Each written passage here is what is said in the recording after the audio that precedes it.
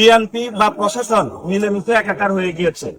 আমাদের ব্যানারগুলো রাতের বেলা হলো ছিঁড়ে ফেলছে তারা, এবং নির্বাচন কমিশনের নিয়ম রয়েছে 20টা বিলবোর্ড লাগাইতে পারবে, এর বেশি লাগানো যাবে না।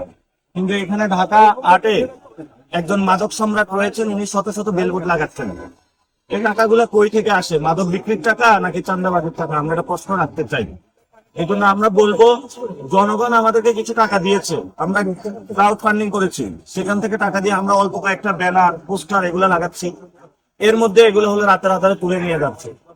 এবং আমরা এটাও শুনতে পাচ্ছি, নির্বাচন কমিশন, বিএনপি বা প্রশাসন মিলেমিশে একাকার হয়ে গিয়েছে।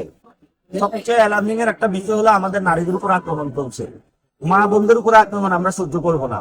আমরা যথেষ্ট ধৈর্য ধারণ করতেছি, এবং 12 তারিখে যারা ইলেকশন ইঞ্জিনিয়ারিং চিন্তা করবে, কেন্দ্র দখলের চিন্তা করব, আমরা ঢাকা 8 এবং পুরো বাংলাদেশের জনগণকে ঐক্যবদ্ধ হওয়ার জন্য আহ্বান জানাচ্ছি।